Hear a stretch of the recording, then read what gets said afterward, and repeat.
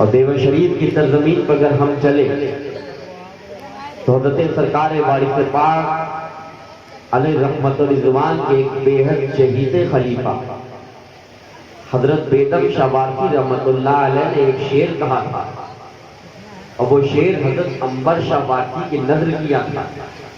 اس شعر میں انہوں نے پورا دین سمجھایا تھا اور کہا تھا، میرا دین عنبر وارثی، میرا دین عنبر وارثی، بخدا ہے عشق محمدی، میرا دین عنبر وارثی، بخدا ہے عشق محمدی، میرا فکر ہے بس یہی، صلو علیہ وآلہ، بلغ العلا بکمالہ، کشف الدجا بجمالہ، حسنت جمیع خصالہ، صلو علیہ وآلہ۔ درود پڑھیں، اللہم صلی علی سیدنا وعلی آل سیدنا و مولانا محمد بعدد کل حسنہ و جمالہ صلی اللہ علیہ وآلہ۔ عزیزان گرامی، حضرت مولا کائنات علی مرتضیٰ کرم اللہ تعالی وجہہ الکریم کی خلافت راشدہ تک کل آپ نے بیان سماعت کیا تھا۔ امیر المومنین خلیفۃ المسلمین سیدنا مولا علی کرم اللہ تعالی وجہہ الکریم کو 21 رمضان المبارک کو آپ نے جامع شہادت نوش فرمایا، اور سبب یہ بنا تھا کہ نماز فجر میں 2 دن قبل ابن ملجم نے زہر سے آلود تلوار حضرت مولا مرتضیٰ پر پیچھے سے حملہ کیا تھا۔ روئے زمین پر کوئی ایسا پیدا نہیں ہوا تھا جو علی مرتضیٰ سے سامنے سے مقابلہ کرتا۔ ابن ملجم انتظار میں تھا کہ مولا علی نماز کی حالت میں جائیں اور پیچھے سے حملہ کریں۔ فجر کی نماز کی امامت کے لیے حضرت مولا مرتضیٰ تشریف لائے، اور اسی میں ابن ملجم بدبخت نے حضرت مولا مرتضیٰ پہ ایسا حملہ کیا کہ پھر 21 رمضان المبارک کو آپ نے جامع شہادت نوش فرمایا۔ اللہ کی 1000 لعنتیں ہوں ابن ملجم پر، اور اس سے زیادہ لعنتیں ہوں اس شخص پر جس نے ابن ملجم کو اس کام کے لیے آمادہ کیا اور ابن ملجم کو اس کام کے لیے کیا۔ عزیزان گرامی، رسول اللہ صلی اللہ علیہ وآلہ وسلم کے ارشاد کی روشنی میں نبی نے فرمایا تھا، اے لوگوں، میرے بعد خلافت راشدہ 30 سال رہے گی، اور اس کے بعد کاٹ کھانے والی حکومت ہوگی۔ نبی کریم علیہ السلام نے دوسرے مقام پر ارشاد فرمایا تھا، میں دیکھ رہا ہوں کہ بنو امیہ کے بندر میرے منبر پہ کود رہے ہیں۔ یہ انہی بندروں کے بارے میں رسول اللہ پیشن گوئی فرما رہے ہیں جن لوگوں نے اہل بیت رسول سے جنگ کری، اہل بیت رسول کے خلاف بغاوت کری، اور آل رسول کو کربلا کے لالہزار میں بلا کر شہید کرا۔ یہ وہی افراد تھے جن کے لیے رسول اللہ نے فرمایا تھا۔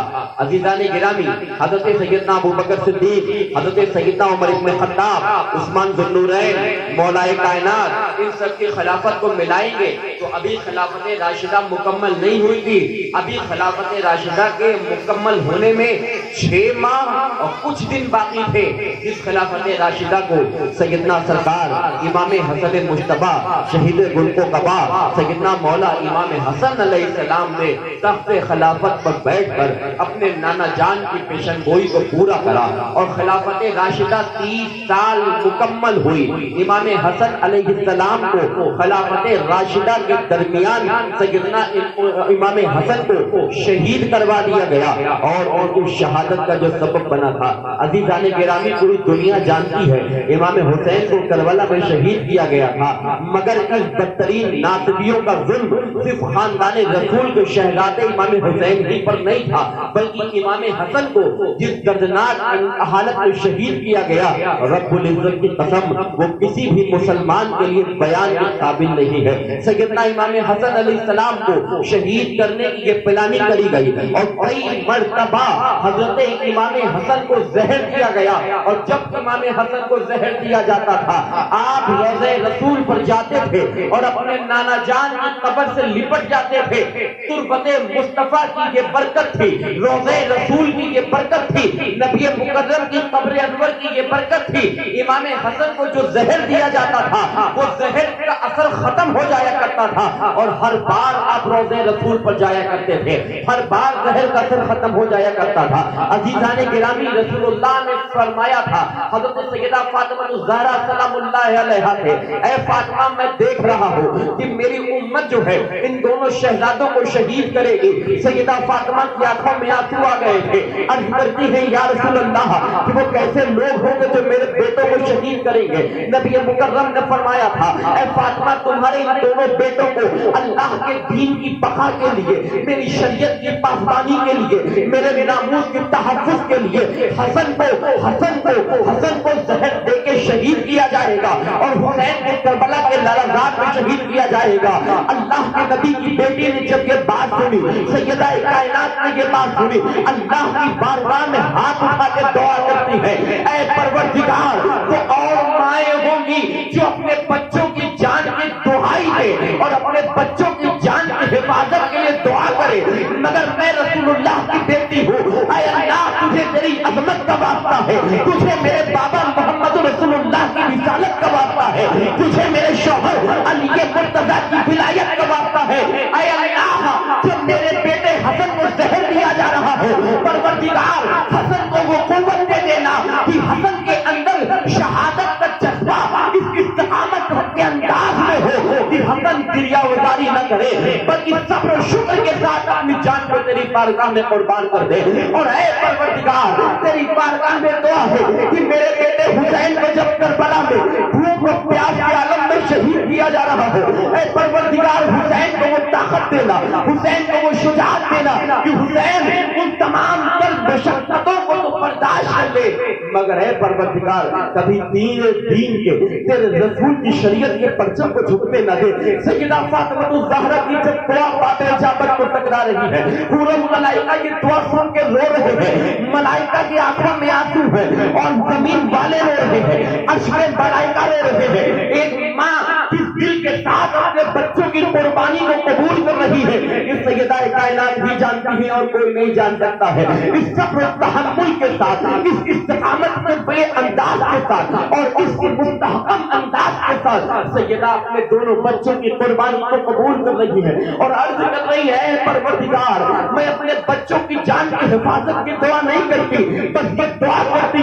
جس وقت میرے بچوں کو تیرے دین کے لیے شہید کیا جائے، اے اللہ وہ ہمت دے دینا یہ تیرے دین پر صبر استقامت کے ساتھ قربان ہو جائے۔ عزیزان گرامی دل پہ ہاتھ رکھو، سوچو تمہاری بھی اولادیں ہیں، تم اور جو مائیں ہیں اور جو باپ ہیں سوچ سکتے ہیں ایک بچے کے ہاتھ میں ذرا سی چوٹ لگ جائے باپ کے دل کو کتنی تکلیف ہوتی ہے، ایک ماں جو اس وقت کتنی تکلیف کا احساس ہوتا ہے جس وقت اس کے بچے کے جسم سے خون بہ رہا ہو، مگر یہ وہ کائنات کی واحد ماں ہے دعا کر رہی ہے، اے اللہ جب تلوار حسین کی گردن پہ چلے تو میں یہ دعا نہیں کروں گی کہ تلوار نہ چلے، تلوار جب حسین کی گردن پہ چلے تو حسین صبر و رضا کے پیکر بن جائے اور زہر مجتبیٰ کی جسم کے اندر جائے، تو اے پروردگار میری بارگاہ میں دعا ہو کہ حسن کو وہ استقامت دے دے، حسن کو وہ قوت و مزاج میں وہ استقامت دے دے کہ حسن مجتبیٰ کے جب زہر جسم کے اندر جائے اور اس زہر کے شدت کے اثر کی وجہ سے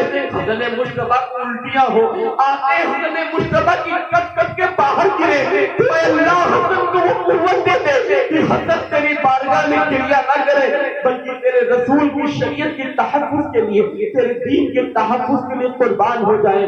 عزیزان گرامی کائنات کی ماں کی دعا جب باب اجابت کو پہنچتی ہے، ملائکہ رو رہے ہیں، حور و علماء رو رہے ہیں، اللہ کی بارگاہ میں باب اجابت کو جب وہ دعا پہنچی رب نے قبول کر لیا۔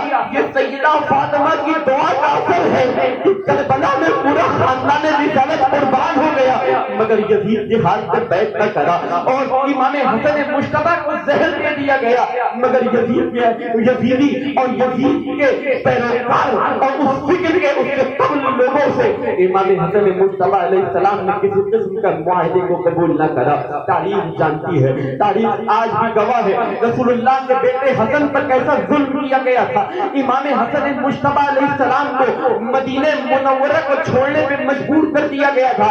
امام حسن کے جب مدینے میں دشمن زیادہ ہو گئے اور حضرت امام حسن کو پریشان کرنے لگے, بار بار امام حسن کو زہر دیا جانے لگا. لوگوں نے مشورہ دیا کہ اے ہمارے سرتاج, اے رسول اللہ کے بڑے شہزادے, اے رسول اللہ کی آنکھوں کا نور, اے رسول اللہ کی آنکھوں کا چین, آپ مدینے کو چھوڑ دیجئے اور آپ کوفہ چلے جائیے. کوفہ میں شاید آپ کو گزری آیت مل جائے. حضرت امام حسن علیہ السلام پیدل چلتے چلتے امام حسن کے پیروں میں چھالے نکل آئے تھے. اس قسم کی بغاوت کا اعلان امام حسن کے لیے کیا گیا تھا. عزیزان گرامی, سیدنا امام حسن مجتبی کو جب مدینے میں کئی بار زہر دیا گیا اور اس کے بعد امام حسن کوفہ چلے گئے. اب جب امام حسن کوفہ کی طرف تشریف لے کے گئے تو جب کوفہ کا ماحول امام حسن علیہ السلام نے دیکھا تو وہاں کا ماحول اور زیادہ خراب ہوتا چلا جا رہا تھا. لوگ حضرت امام حسن علیہ السلام کے لیے زہر کس انداز میں نئے انداز میں لے کر کے آتے تھے. کوئی صورت سے حسن کو شہید کر دیا جائے, کوئی صورت سے حسن مجتبی کو راستے سے ہٹا دیا جائے. تاریخ اگر آپ اٹھاؤ گے تو پتہ یہ چلے گا کہ ایک ڈنڈے میں بھالا لگا کر کے لوگ امام حسن کے پاس لائے اور امام حسن کے پیر پہ بھالا رکھ کے کس کے بھوک کے کھڑے ہو گئے. سیدنا امام حسن مجتبی علیہ السلام کے پیر سے وہ بھالا اوپر سے نیچے تک چیرتا ہوا جسم سے خون کا قطرہ پیر سے بہا. حضرت امام حسن اللہ کی بارگاہ میں دعا کرتے ہیں, اے پروردگار, اگر تیری رضا یہی ہے کہ اہل بیت رسول کے خون سے تیرے نبی کے گلشن کو سینچا جائے تو حسن صبر و رضا کا پیکر بنے گا. رسول اللہ نے مجھے بتایا تھا, اے حسن, جب میری امت تمہیں شہید کرے تو حسن تم صبر و رضا کا پیکر بننا. راستے میں کانٹے بچھائے گئے, کاج بچھائی گئی, بستر کے اوپر کانٹے بچھائے گئے, سوئیاں چبوئی گئی اور جسم پہ اتنی سوئیاں چبوئی گئی کہ جسم سے خون کے قطرے بہ بہ کے پورے جسم کے لباس کو تر ہو گئے تھے. جسم کا لباس تر ہو گیا تھا. حسن مجتبی پہ ایک تو ظلم نہیں کیا گیا تھا, بے تحاشا حسن مجتبی پہ ظلم کیا گیا تھا. مدینے کی زمین حسن کے لیے تنگ کی گئی تھی, کوفہ کی زمین حسن مجتبی کے لیے تنگ کی گئی تھی. آؤ ہم رسول اللہ کے زمانے میں جاتے ہیں. اے اللہ کے رسول, آپ بتائیے یہ حسن کون ہے؟ اللہ کے نبی صلی اللہ علیہ وآلہ وسلم حضرت فاطمہ کے گھر کے قریب سے گزر رہے ہیں اور آواز آئی بچوں کے رونے کی. رسول اللہ تڑپ گئے اور بیوی فاطمہ الزہرا کے گھر پکڑ دستک دیے داخل ہو گئے اور حسن مجتبی کو گود میں اٹھایا, حسین پاک کو گود میں اٹھایا اور آنکھوں سے بچوں کے آنسو پوچھے. اللہ کے نبی کی آنکھوں میں آنسو تھے اور حضور نے فرمایا تھا, اے فاطمہ, حسن کو رونے نہ دیا کرو, حسین کو رونے نہ دیا کرو. اللہ کی قسم, جس کے قبضہ قدرت میں محمد کی جان ہے, جب حسن روتے ہیں, جب حسین روتے ہیں تو نبی فرماتے ہیں میرا دل روتا ہے, میری آنکھیں روتی ہیں. عزیزان گرامی, آپ سوچو, جس کے رونے پہ رسول اللہ کا دل روتا ہو, جس کے رونے پہ رسول اللہ کی آنکھوں سے آنسو نکلتے ہوں, جب ان کے پیروں میں بھالے ہو کے جا رہے ہوں گے, جب ان کے راستے میں کانٹے بچھائے جا رہے ہوں گے, جس سے سوئیاں بھونکی جا رہی ہوں گی اور بار بار زہر دیا جا رہا ہوگا, نبی کریم صلی اللہ علیہ وآلہ وسلم کو کتنی تکلیف ہوئی ہوگی, اس کا اندازہ لگانا ہمارا آپ کے لیے شاید ممکن بھی نہ ہو. عزیزان گرامی, مختصر امام حسن مجتبی علیہ السلام کو آخری بار جو زہر دیا گیا وہ اتنا شدید زہر تھا, اتنا شدید زہر تھا کہ سیدنا امام حسن مجتبی علیہ السلام کو پانی کے پینے والے مشکیزے میں اس زمانے کا بہت قیمتی ہیرا جو ہوا کرتا تھا, بہت قیمتی جو ہیرا تھا, اس ہیرے کو پیس کر کے پانی کے مشکیزے میں ڈال دیا گیا تھا. امام حسن کے گھر میں مشکیزہ رکھ دیا گیا تھا اور بلکہ یوں کہ رکھوا دیا گیا تھا. پانی میں وہ مشکیزے کے پانی میں وہ ہیرا پیس کے ملا کر امام حسن کے گھر میں رکھوا دیا. حضرت سیدنا امام حسن علیہ السلام جب سفر سے واپس تشریف لائے اور آپ نے اس مشکیزے کو لیا, اللہ کی رضا یہی تھی کہ حسن کو اس انداز میں شہید شہید کیا جائے گا۔ نبی مکرم کے شہزادے امام حسن علیہ السلام نے اس مشتیلے سے پانی پیا، اور پانی پینا ہی تھا کہ اس زہر کا اثر اتنا شدید تھا کہ حضرت امام حسن علیہ السلام کے پیٹ میں اتنا شدید درد ہوا، اتنا شدید درد ہوا کہ آپ پیٹ کو پکڑ کر بیٹھ گئے اور کافی دیر تک بیٹھے رہے، اور روض رسول کی طرف منہ کر کے اشارہ کر کے کہتے ادرکنی یا رسول اللہ، ادرکنی یا رسول اللہ، ارحمنی یا رسول اللہ، اخبرنی یا رسول اللہ، اے میرے نانا میری خبر لیجئے، اے میرے نانا میرے حالدار پہ کرم کیجئے، آپ کا بیٹا حسن تڑپ رہا ہے۔ سوچو جس وقت امام حسن علیہ السلام نے اپنے نانا جان رسول مکرم کو آواز دی ہوگی، تربت رسول کے اندر رسول اللہ کی روح کو کتنی تکلیف ہوئی ہوگی۔ نبی مکرم صلی اللہ علیہ وآلہ وسلم کے اس تربت کے اندر حضور کو کن تکلیفوں سے رسول اللہ کا سامنا ہوا ہوگا۔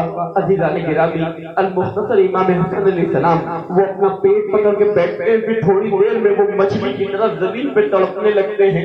یہ وہ رسول اللہ کے شہزادے ہیں جو کبھی رسول اللہ کے کندھوں پہ بیٹھتے تھے، آج وہی امت میں کلمہ پڑھنے والے لوگوں نے نبی کے بیٹے کو زمین پہ تڑپنے پہ مجبور کر دیا۔ اے اللہ، یہ کون لوگ ہیں جنہوں نے تیرے رسول کی آل کا بھی خیال نہ کرا، جن کو تیرے رسول کی عظمت کا بھی خیال نہ رہا، جن کو یہ بھی خیال نہ رہا کہ آل رسول زمین پر تڑپ رہے ہیں۔ تڑپتا ہوا امام حسن کو زمین پر ملائکہ دیکھ رہے ہیں، تاب نہ لا پائے۔ اللہ کی بارگاہ میں فرشتے دعا کر رہے، رب القدیر اس منظر کو دیکھا نہ جائے گا۔ امام حسن علیہ السلام اس تڑپ کے عالم میں، حضرت امام حسن علیہ السلام کو خون کی الٹیاں ہونے لگتی ہیں، اور اس خون کی الٹی میں حضرت امام حسن علیہ السلام کے جسم کی آنتیں چھوٹے چھوٹے حصوں میں کٹ کر الٹی کے ذریعے سے منہ کے باہر آتی ہیں، اور آپ روض رسول کی طرف منہ کرتے ہیں اور عرض کرتے ہیں نانا جان، اب میں رخصت ہو رہا ہوں، آپ کے دین کی تحفظ کے لیے جو میں نے وعدہ کیا تھا، یا رسول اللہ آج وعدہ پورا ہوا، اور میں یا رسول اللہ آپ کے دین کے لیے، آپ کے دین کی سربلندی کے لیے، آپ کے دین کی آبیاری کے لیے آپ کے بیٹے ہیں اپنی جان کو اپنی رب کی بارگاہ میں قربان کر رہا ہے۔ جانے گرامی، امام حسن علیہ السلام کا جب یہ وقت معاملہ ہوا تو حضرت امام حسن علیہ السلام نے اپنے بھائی امام حسین علیہ السلام کو بلایا۔ بلانے کے بعد حضرت امام حسین علیہ السلام سے کہا، اے حسین، میں نے ام المومنین حضرت سیدہ عائشہ کی اجازت لے لی تھی کہ رسول اللہ صلی اللہ علیہ وسلم کے مزار شریف کے اندر ایک جگہ بھی باقی ہے، اس روض رسول کے اندر میری قبر بنے گی اور مجھے روض رسول کے اندر دفن کیا جائے گا۔ اے حسین، میرے وصال کے بعد، میرے شہید ہونے کے بعد میں تمہیں وصیت کرتا ہوں، تم حضرت عائشہ کے پاس ایک بار اور جانا اور ایک بار ان سے اور اجازت لے لینا۔ حسین، مجھے اس بات کا ڈر ہے کہ بنو امیہ کے شریر لوگ جنگ پہ آمادہ ہوں گے، اور ہو سکتا ہے مجھے نانا کے پہلو میں دفن نہ ہونے۔ حسین، یہ میری وصیت ہے کہ جس وقت وہ تلوار نکالے، جس وقت وہ خون ریزی پہ آمادہ ہو جائیں، تم نبی کے مدینے کو خون سے رنگنے مت دینا۔ عرض کرتے ہیں، بھائی پھر ہم آپ کے لیے کیا کریں گے؟ امام حسن علیہ السلام فرماتے ہیں، حسین، تم مسلمانوں کے عام قبرستان جنت بقیع میں ہمیں دفن کر دینا، مگر نبی کے مدینے میں خون خرابہ نہ ہو جائے۔ امام حسن علیہ السلام شہید ہو گئے۔ عزیزان گرامی، شہید ہونے کے بعد حضرت امام حسین علیہ السلام حضرت عائشہ صدیقہ کے پاس گئے اور عرض کیا، ام المومنین، میرے بھائی حسن مجتبیٰ کی یہ وصیت ہے۔ حضرت عائشہ عرض کرتی ہے، اے حسین، وہ جگہ میں نے اپنے لیے رکھی تھی، مگر مجھ سے زیادہ اس جگہ کے حقدار امام حسن ہیں کہ وہ رسول اللہ کے بیٹے ہیں، وہ رسول اللہ کے نواسے ہیں۔ میں نے ان سے ان کی زندگی میں کہہ دیا تھا کہ وہ جگہ ان کے لیے ہے۔ گھر میں جنازہ تیار کیا گیا، نہلایا گیا، دھلایا گیا، نہلا دھلا کے پہنایا گیا۔ نبی مکرم صلی اللہ علیہ وآلہ وسلم کے گنبد خضرا اس روضہ رسول صلی اللہ علیہ وسلم پہ لا کے جنازہ رکھا گیا، جنازے کی نماز پڑھائی گئی، اور جب قربت رسول صلی اللہ علیہ وآلہ وسلم کے اندر دفن کرنے کے لیے جنازہ لے جایا جانے لگا، بنو امیہ کے شرپسند لوگ کھڑے ہو کر تلوار نکال کر کہا، ہم حسن کو نبی کے مزار میں دفن نہیں ہونے دیں گے۔ عزیزان گرامی سوچئے رسول اللہ کے گھر والوں کے ساتھ کیا نہیں کیا گیا. ایک رسول نبی کریم صلی اللہ علیہ وسلم کے بیٹے کو نبی کے بغل میں دفن نہیں ہونے دیا گیا. اس سے بڑا ظلم اور تاریخ میں کیا ہوا. نبی کریم صلی اللہ علیہ وآلہ وسلم کے خود میں جنازے کو دفن کے لیے لے جایا گیا. مدینہ منورہ کا پاکبانی کا بھی خیال نہ رکھا گیا. روزے رسول کی حرمتوں کا بھی خیال نہ رکھا گیا. تلوار نبی کے مدینے میں نکال لی گئی اور کہا حسن کو ہم دفن نہیں ہونے دیں گے. عزیزان گرامی آپ سوچئے اس وقت نبی کو کتنی تکلیف ہوئی ہوگی جس وقت اللہ کے نبی کے بیٹے کو نبی کے قرب میں دفن نہیں ہونے دیا جا رہا. اور آپ جانتے جنازے تو آپ نے بھی اٹھائے ہوں گے, جنازے تو آپ نے بھی دیکھے ہوں گے, جنازے تو آپ کے کاندھوں پہ کتنے قبرستانوں تک گئے ہوں گے, مگر رب العزت کی قسم ہم سیدوں کے گھروں کے جو جنازے ہوئے وہ کسی اور کے گھروں کے نہیں ہوئے ہوں گے. اور اللہ کرے وہ کسی اور کے گھروں کو وہ منظر نہ دیکھنا پڑے جو منظر ہمارے گھر نے دیکھا. امام حسن کا جنازہ روزے رسول پر لا کے رکھ دیا گیا. شرپسند لوگوں نے امام حسن کے کفن سے لپٹے ہوئے جنازے پر اتنے تیر چلائے کہ ان تیروں سے امام حسن علیہ السلام کے جسم سے خون اتنا بہا کہ پورا کفن تر ہو گئے. وہ خون روزے رسول صلی اللہ علیہ وآلہ وسلم پہ پہنچا.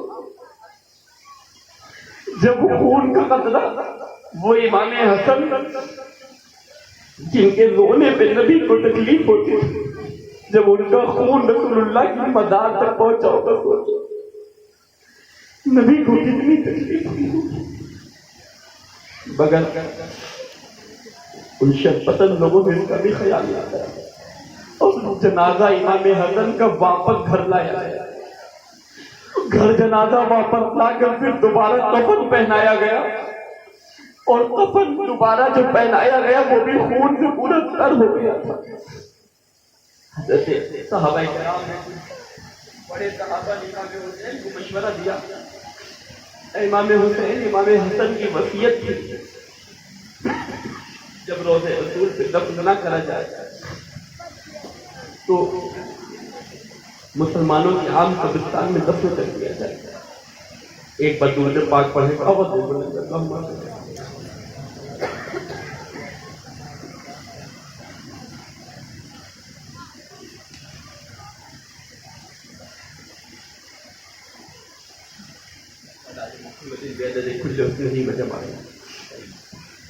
امام حسن کی وصیت کو یاد دلایا کہ امام حسن نے فرمایا تھا مسلمانوں کے عام قبرستان میں دفن کر دیا جائے. مسلمانوں کے عام قبرستان میں حضرت امام حسن علیہ السلام کو دفن کرا گیا اور امام حسن علیہ السلام اس شان کے ساتھ اس دنیا کو الوداع کہہ کر اپنے رب کی بارگاہ میں لبیک کہہ کے 28 سفر کو ہمیشہ کے لیے سارے فانی کو آپ نے الوداع کہہ کے دار اجل کو لبیک کہا. اِنَّ لِلَّهِ وَإِنَّا إِلَيْهِ رَاجِعُونَ. اللہ کی رحمتیں ہوں امام حسن کے تربت پر, امام حسن کے مزار پر, ان کے مرقد انور پر, ان کے نورانی تربت پر کہ خود تو جامع شہادت گوش فرما لیا مگر آپ نے اس امت کو دین پہنچا دیا, لوگوں تک قرآن پہنچا دیا, لوگوں تک حدیث رسول کو پہنچا دیا. امام حسن علیہ السلام نے جو امیر شام سے صلح کے شرائط لکھوائے تھے ان صلح کے شرائط کے مطابق یہ شرط متعین تھی کہ امیر شام کے بعد کوئی بھی امیر شام کی طرف سے خلیفہ نہیں ہوگا. اس کے بعد جو خلیفہ ہوں گے وہ حضرت امام حسین علیہ السلام ہوں گے. یہ صلح کے شرائط کے میں سب سے اہم شرط ہے. آج اگر یہ شرط بیان کی جائے تو ہمیں باغی کہا جاتا ہے. ہنگامہ پذیر, ہنگامہ فتنہ انگیز ہنگامے کیے جاتے ہیں. جی ہمیں خاموش کر دو گے, تاریخ کے الفاظ جو کتابوں میں لکھے کیسے مٹاؤ گے؟ جو حقائق اسلام کے تاریخ کی کتابوں میں درج کر دی گئی کیسے مٹاؤ گے؟ کون مٹائے گا؟ تاریخ چلا چلا کے کہے گی رسول اللہ کے گھر والوں پر ہر زمانے میں ظلم کیا گیا ہے، بے شک جس نے جیسے پایا ویسے ظلم کرا، جس کے ہاتھ جو لگا اس نے ویسے ظلم کرا۔ حتیٰ کی تاریخ اگر اٹھاؤ گے پتہ یہ چلے گا کہ رسول اللہ صلی اللہ علیہ وآلہ وسلم کے شہزادے جو ہیں امام اہل بیت 12 ہیں، 12 اہل بیت کے امام ہیں جی بے شک۔ رسول اللہ کے اہل بیت کے 12 امام ہیں۔ حضرت اللہ آپ سمجھے دیجئے ان 12 اماموں میں سے اہل بیت کے جو 12 امام ہیں، ان 12 اماموں میں کون اہل بیت ہے؟ یہ وہ اہل بیت ہے جن کے بارے میں حضرت نے بیان کیا کہ نبی نے کہا تھا اے لوگو یہ کشتی نوح کی طرح ہے، جس طریقے سے جناب نوح کے زمانے میں طوفان آیا تھا اور جو نوح کی کشتی میں بیٹھ گیا تھا وہ بچ گیا تھا، اے لوگوں میری امت میں کشتی نوح میرے اہل بیت ہے، جس نے ان کے دامن کو پکڑ لیا وہ قیامت میں پار ہو جائے گا، اور جس نے انہیں چھوڑ دیا وہ برباد ہو جائے گا۔ بے شک حق ہے۔ رسول اللہ کا حدیث موجود، لوگوں نے آنکھوں سے دیکھا کہ نبی بیٹوں کو شہزادوں کو کاندھے پہ بٹھانا دیکھ چکے ہیں، اپنی آنکھوں سے دیکھ چکے ہیں، پھر بھی ان کے خلاف تلوار اٹھائی، پھر بھی ان کے خلاف جنگ پہ آمادہ ہوئے، پھر بھی ان کے خلاف جو ہے وہ سازشیں رچی گئی۔ عزیزان گرامی اہل بیت کے 12 امام ہیں، 12 امام مولا علی سے لے کر ان تمام ائمہ اہل بیت کو ایک ایک کر کے دیکھ لیا جائے، صرف امام زین العابدین کے علاوہ 12 امام اہل بیت کو لوگوں نے پھر تلواروں سے شہید کیا۔ آخر یہ کون لوگ ہیں؟ یہ کون لوگ ہیں جنہوں نے رسول اللہ کے بیٹوں کا خیال نہ رکھا؟ یہ کون لوگ ہیں جن کی تلواروں کی پیاس نبی کے گھر کے خون سے بجھتی ہے؟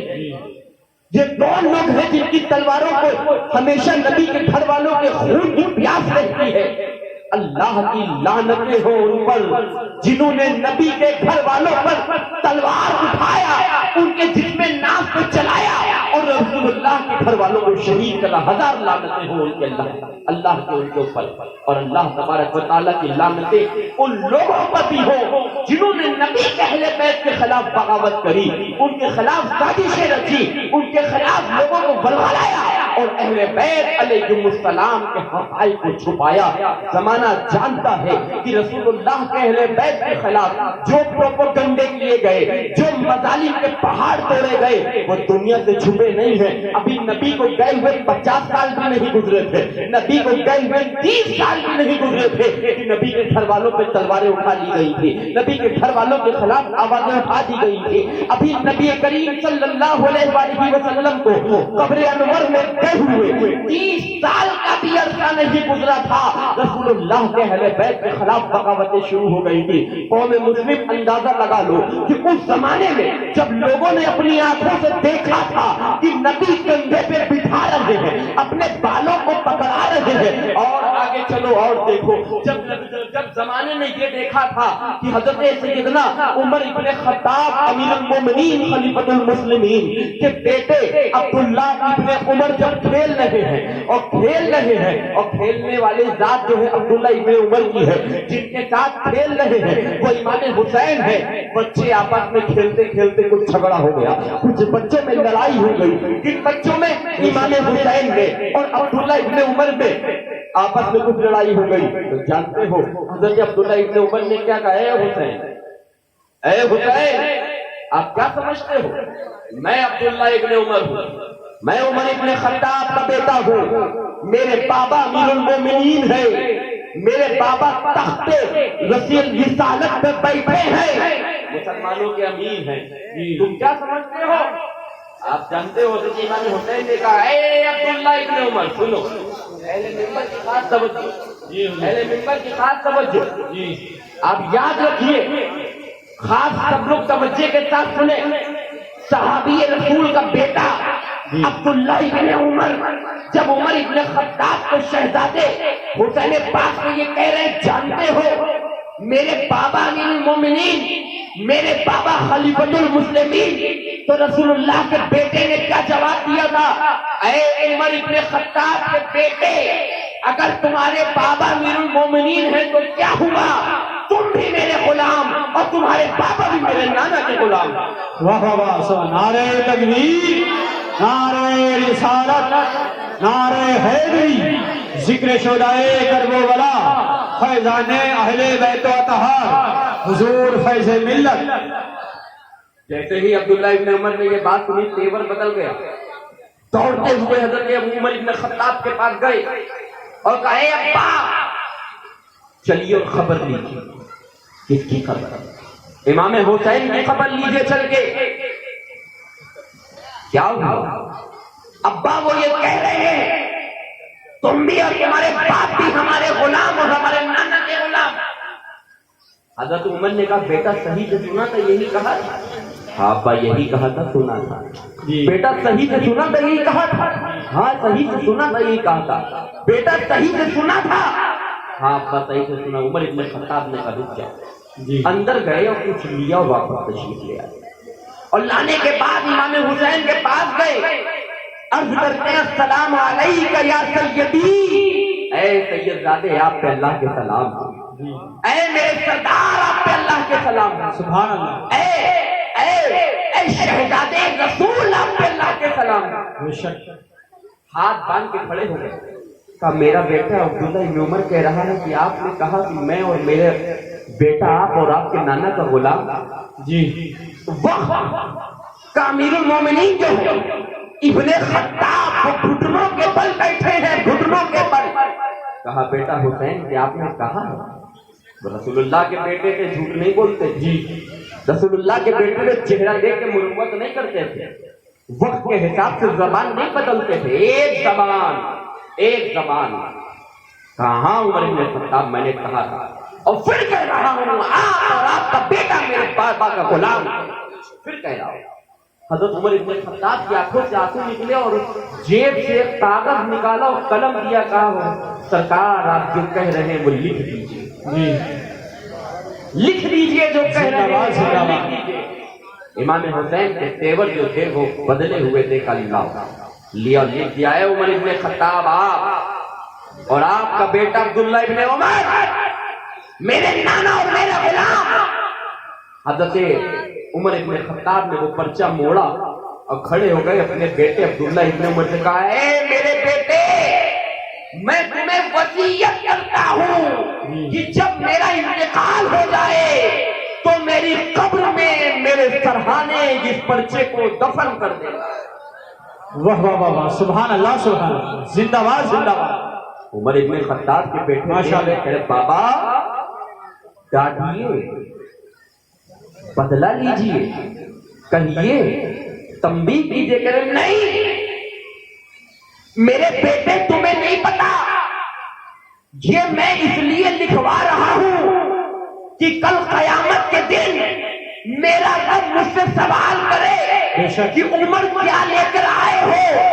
یاد رہے کہ وہ صحابی ہیں جو عشرہ مبشرہ میں ہیں، جو جنتی ہیں، جن کو رسول اللہ نے جنت کا پروانہ زمین پر دے دیا تھا، مگر وہ صحابی رسول کہہ رہے ہیں مجھے جنت کے پروانے سے زیادہ اس پرچے کے اوپر بھروسہ ہے، کیونکہ پروانہ جس نے سنایا ہے وہ رسول اللہ کی ذات ہے، اور جو لکھ کے دے رہا ہے اسی رسول اللہ کا بیٹا ہے۔ میرے بیٹے جب قیامت میں اللہ ابن خطاب سے پوچھے گا عمر کیا لے کر کے آئے ہو، تو میں نہیں کہوں گا نمازیں لایا ہوں، میں نہیں کہوں گا روزے لایا ہوں، میں نہیں کہوں گا عبادت لایا ہوں، عرض کروں گا اے پروردگار تیرے نبی کی غلامی لایا ہوں، تیرے نبی کے بچوں کی غلامی لایا ہوں، اہل بیت کی غلامی لایا ہوں، اور اس کی سند تیرے نبی کے شہزادے حسین سے لکھوا کے لایا ہوں۔ نعرہ تکبیر، نعرہ رسالت، نعرہ حیدری، عظمت اہل بیت و اطہار، خاندان اہل بیت و اطہار، شان اہل بیت و اطہار، نعرہ تکبیر۔ جب اللہ پوچھے گا عمر کیا لائے ہو تو اس پرچے کو میں اللہ کی بارگاہ میں پیش کر کے کہہ دوں گا اے اللہ تیرے نبی کے غلامی کی سند تیرے نبی کے بیٹے سے لکھوا کے لایا ہے۔ عزیزان گرامی، اب آپ سوچئے کہ اتنے بڑے صحابی رسول غلامی کی سند رسول اللہ کے اہل بیت سے لے رہے ہیں، اور آج ناصبی ہر چہرے میں ہے. یاد رکھیے گا، بس کھل کے کہہ رہا ہوں، بہت اچھا جملہ. ناصبیت ہر لباس میں ہے. ضروری نہیں ہے کہ پینٹ شرٹ والا ہی رسول اللہ کے گھر کا گستاخ ہو. کبھی جھبے اور صافے والا بھی ہوتا ہے، کبھی کرتا اور ٹوپی والا بھی ہوتا ہے، کبھی جو ہے اپنے کو پیر کہلانے والا، اپنے کو مولوی کہلانے والا، اپنے کو خطیب کہلانے والا بھی ہوتا ہے. جب اوروں کا ذکر کرو تو باہیں کھل جاتی ہے، رسول اللہ کے گھر کا ذکر کرو تو چہرہ سکڑ جاتا ہے، مرجھا جاتا ہے، پسند نہیں آتا ہے. زمانے کی ناصبیت یہی ہے. اس زمانے میں کسی ناصبی کی اوقات نہیں ہے کہ وہ کھل کر کہتے مجھے حسن سے دشمنی ہے، مجھے حسین سے دشمنی ہے. پہچاننا ہو تو علی کا نعرہ لگا دینا، حسن کا نعرہ لگا دینا، حسین کا نعرہ لگا دینا، حسین کا ذکر کرنا، رسول اللہ کے اہل بیت کا ذکر کرنا. چہرہ مرجھا جائے تو ناصبی ہے، مسکرا جائے تو سنی ہے. نعرہ تکبیر، نعرہ رسالت، نعرہ حیدری. ذکر شدائے کروا والا، نگر نگر گلی گلی، نگر نگر گلی گلی، نعرہ تکبیر. اور سنو، یہ اکثر لوگ کہتے ہیں صاحب بولو جب خانقاہوں میں اہل بیت کا ذکر زیادہ کرو تو لوگ کہتے ہیں شیعہ ہیں. یہ بھی بڑا وائرس پیدا ہو گیا اس زمانے میں، شیعہ. کامل میاں صاحب اگر ہمارے اہل بیت پہ آج ماشاءاللہ بہت شاندار خطاب کیا، دل چہرہ تک حضرت اور بولے میں اور سے کروں، بہت شاندار. سیدوں کے منہ سے اہل بیت کو نہیں سنو گے تو کس کے منہ سے سنو گے؟ سنو، اگر حضرت زیادہ ذکر کرے تو ان کی سنیت خطرے میں، یہ کرے تو ان کی، میں کروں تو میری سنیت خطرے میں. عزیزان گرامی، کون ناصبی لوگ ہیں جن کو مہر لیے ٹہل رہے؟ آئے اور ہم بتائیں گے اہل بیت کون ہے، صحابہ کون ہے. دو لفظوں میں سنو، دو لفظوں میں سنو. ہم اہل سنت والجماعت، اہل طریقت، اہل خانقاہ کے لیے ہماری زندگی دو پہلوؤں پہ اور دو پہیوں پہ ٹکی ہے. ایک پہیے کا نام اصحاب رسول ہے اور ایک پہیے کا نام آل رسول. سبحان اللہ، زندہ باد. دونوں میں سے کوئی بھی ڈیمیج ہوا زندگی ڈیمیج ہے ہماری. مگر اس حقیقت کو کوئی چھپا نہیں سکتا، اور کوئی چھپائے گا تو ہم سید زادے سینے پہ چڑھ کے سنائیں گے کہ اہل بیت رسول وہ ہے جن کا مقام رسول اللہ کے کندھوں پر ہے، اور صحابہ وہ ہے جن کا مقام رسول اللہ کے قدموں میں ہے. بے شک، زندہ باد، زندہ باد. سبحان اللہ. اہل بیت وہ ہے جو نبی کے گھر والے ہیں، صحابہ وہ ہیں جو نبی کے در والے ہیں. در والوں کو کبھی گھر والوں کے مقابلے میں نہ لانا. آل آل ہوتی ہے، در در ہو. بے شک، زندہ باد، زندہ باد. ماشاءاللہ، سبحان اللہ. اہل بیت وہ ہیں جن کو رسول اپنے کندھے پہ بٹھال کر، جن کو رسول اپنے کندھے پہ بٹھال کر سواری کرائیں، گھمائیں. صحابہ وہ ہیں جو رسول اللہ صلی اللہ علیہ وآلہ وسلم کے نالین سر پہ اٹھائے. نالین اٹھانے والے صحابی اہل بیت وہ جن کو رسول خود اٹھا کے اپنے سر پہ بٹھائے، وہ اہل بیت. سبحان اللہ. اور یاد رکھنا، ایک بھی جملہ حدیث کے خلاف جا کے نہیں کہوں گا. میں اپنے کہے ہوئے ایک لفظ کی قرآن اور حدیث کے مطابق گارنٹی کے ساتھ کہہ رہا ہوں. ابھی سمجھ میں نہ آئے بعد میں پوچھ لینا، مجمع سے کھڑے ہو کے پوچھ لینا. ہر لفظ کی حدیث سے روایت کے ساتھ سمجھ دوں گا الحمدللہ. ہاں حضرت بہت اچھا یاد دلایا، واہ واہ واہ واہ. آپ سوچئے، حضرت نے بہت اچھا واقعہ بتایا کہ حضرت صحابہ وہ ہیں، صحابہ وہ ہیں، حضرت ابوبکر وہ ہیں جنہوں نے کندھے پہ رسول اللہ کو اٹھایا. مگر علی مرتضیٰ کی عظمت کو سلام کہ علی مرتضیٰ وہ ہیں جن کو خود نبی نے اپنے کندھے پہ اٹھایا. سبحان اللہ، سبحان اللہ. زندہ باد، زندہ باد. وہ ہیں اہل بیت رسول، وہ ہیں آل رسول، وہ ہیں اہل بیت مصطفیٰ، وہ ہیں آل بیت مصطفیٰ. وہ ہے آل پاک مصطفیٰ. اور یاد رکھنا اور اگر یہ بات ہضم نہ ہو تو ایک گولی میں بریلی کی تمہیں دے دوں. یا رسول اللہ تیری نسل پاک میں ہے بچہ نور کا، تو ہے نور تیرا، سب گھرانہ نور کا. تو جو گھر نور والا ہے اس کا بشر سے مقابلہ نہیں ہو سکتا. یہ رسول اللہ کا گھر ہے، رسول اللہ بھی نور والے ہیں، ان کی ہر حال نور والے. بے شک سبحان اللہ زندہ باد. اور یہی وجہ ہے کہ سید زادے جب اپنے جلال میں آتے ہیں تو وہ کارنامے دکھاتے ہیں جو زمانے میں کبھی دیکھے نہیں ہوتے. سیدہ فاطمہ کی عظمت میں بھی ذرا سی بات کرنی ہے.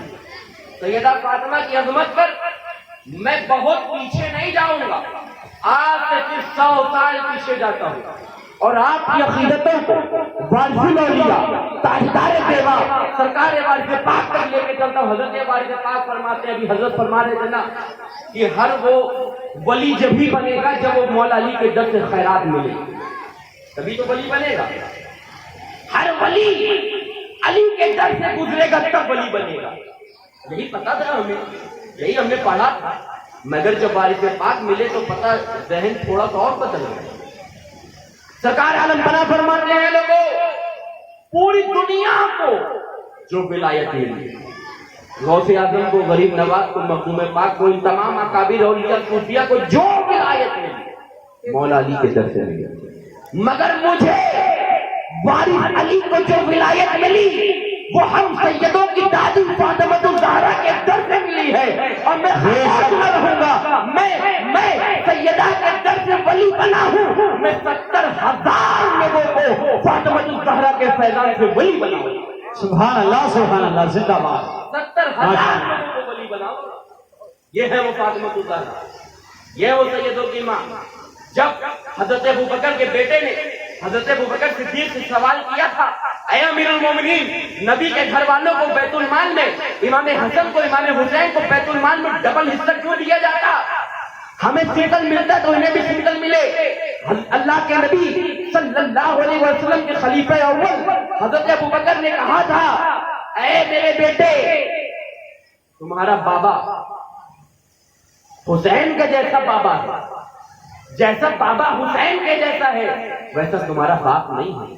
تمہارے پاس حسین کے جیسی ماں نہیں ہے، تمہاری ماں حسین کے ماں کے جیسی نہیں، تمہارا باپ حسین کے باپ کے جیسا نہیں، تمہارا بھائی حسین کے بھائی کے جیسا نہیں، تمہارے نانا حسین کے نانا کے جیسے نہیں. جب تمہارا باپ حسین کے باپ کے جیسا نہیں ہو سکتا تو اے میرے بیٹے کبھی حسین کے گھر کا مقابلہ نہ کرنا. کائنات میں جو نعمتیں بڑھ رہی ہیں یہ سب انہی کے گھر کا صدقہ ہے کہ جتنی چاہے اتنی لے جائیں گے، کوئی روکنے والا نہیں. زندہ باد. کوئی روکنے والا نہیں. اذان گرامی، آپ جانتے ہیں جب باپ صدیق اکبر کے جیسا تھا، جب باپ فاروق اعظم کے جیسا تھا کہ اپنے بچوں کو نبی کے گھر والوں کا ادب سکھاتے تھے تو بیٹے عبداللہ ابن عمر کے جیسے ہوا کرتے تھے جن سے کفار و مشرکین کی سلطنتیں تھرا جاتی تھیں. مگر آج جب باپ اہل بیت کو نہیں جانتا، ماں اہل بیت کو نہیں جانتی، نتیجے کیا نکلے؟ بچے جو نئی نسلیں ہیں وہ کبھی ٹک ٹاک پہ ناچ رہی ہیں، کبھی سوشل میڈیا پہ ناچ رہی ہیں، کبھی ادھر ادھر ناچ رہی ہیں. وجہ یہی ہے کہ ہم نے نبی کے حکم کے مطابق اپنے بچوں کی پرورش نہیں کری. اور نبی سے پوچھتے ہیں یا رسول اللہ اپنے بچوں کی پرورش کیسے کرے؟ نبی کریم صلی اللہ علیہ وسلم فرماتے ہیں، اے لوگوں اپنے بچوں کو، اے ماں باپ سنو، تمہارے نبی نے تمہیں کیا حکم دیا. نبی فرماتے ہیں لوگوں اپنے بچوں کو 3 چیزیں سکھاؤ. کتنی چیزیں؟ 3 چیزیں سکھاؤ. کتنی چیزیں؟ 3 چیزیں سکھاؤ. صحابہ کرتے ہیں یا رسول اللہ فرمائیں، حضور فرماتے ہیں پہلی چیز میری محبت. اپنے بچوں کو نبی سے محبت کرنا سکھاؤ. پھر نبی فرماتے ہیں میری محبت کے بعد میرے اہل بیت کی محبت سکھاؤ. میری اولادوں کی محبت سکھاؤ، میرے گھر والوں کی محبت سکھاؤ۔ یا اللہ تیسری چیز نبی نے فرمایا قرآن پڑھنا سکھاؤ۔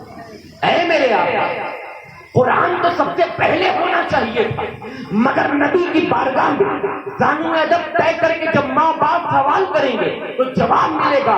قرآن کو سمجھنے کے لیے رسول اللہ کا عشق ضروری ہے، اور رسول اللہ کے عشق کے لیے رسول اللہ کے بچوں کا عشق ضروری ہے۔ جب قرآن پڑھنے کا دعویٰ کرے اگر اس کے دل میں نبی کے اہل بیت کی محبت نہیں، وہ جھوٹا ہے۔ اس لیے اپنے بچوں کو یہ تینوں چیزیں سکھاؤ۔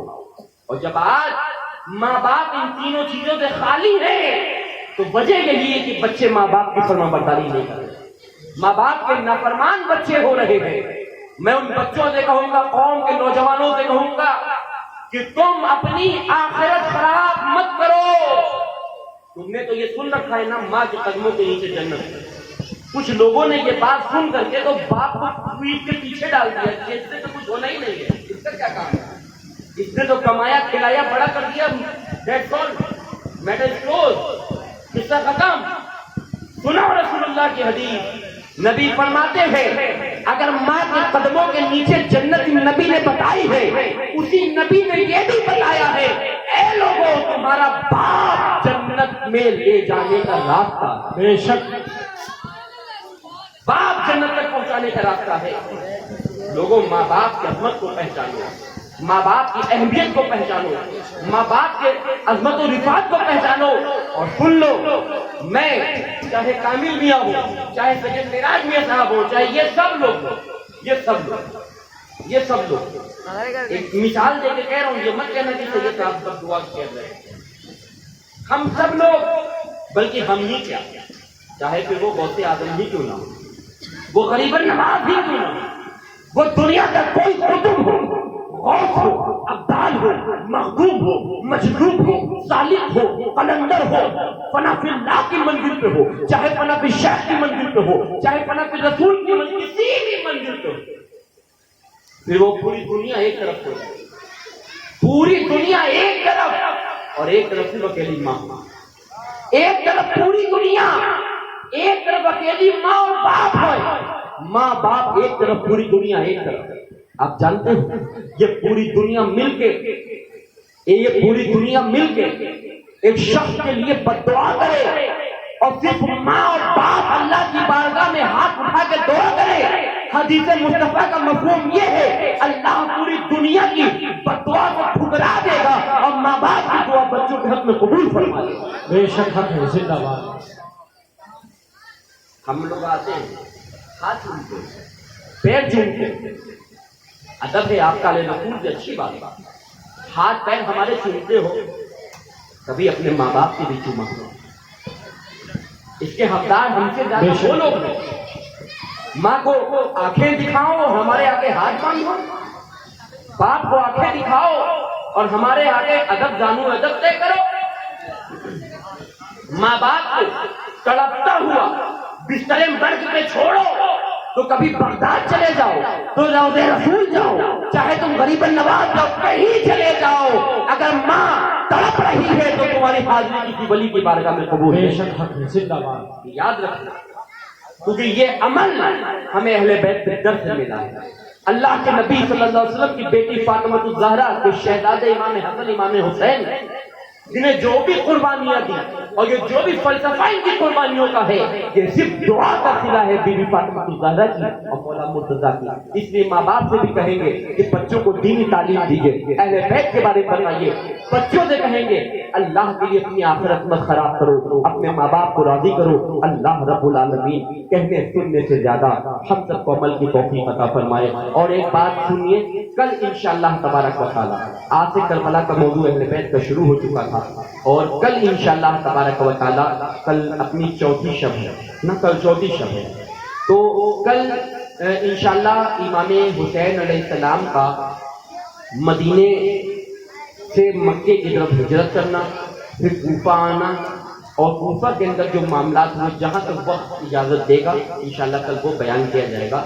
اور شہادت جو آخری میں بیان کی جاتی تھی وہ اب کی آخری میں نہ بیان کر کے بلکہ 5ویں محفل میں شہادت بیان کریں گا، اور آخری میں انشاءاللہ تعالی آپ کو یہ بتاؤں گا کہ شہادت کے بعد کیا ہوا تھا، کیسے کیسے جنازے دفن کیے گئے تھے، کیسے کیسے کیا ہوا تھا، کس انداز میں ان پہ مظالم ہوئے تھے، وہ اہل بیت کا قافلہ مدینے کیسے پہنچا تھا، راستے میں کیا ہوا تھا، انشاءاللہ تعالیٰ چھٹی محفل میں اس کو سننا ہے۔ اللہ تبارک و تعالیٰ ہم سب کو کہنے سننے سے زیادہ عمل کی توفیق عطا فرمائے۔ کھڑے ہو جائیں صلاۃ و سلام پر۔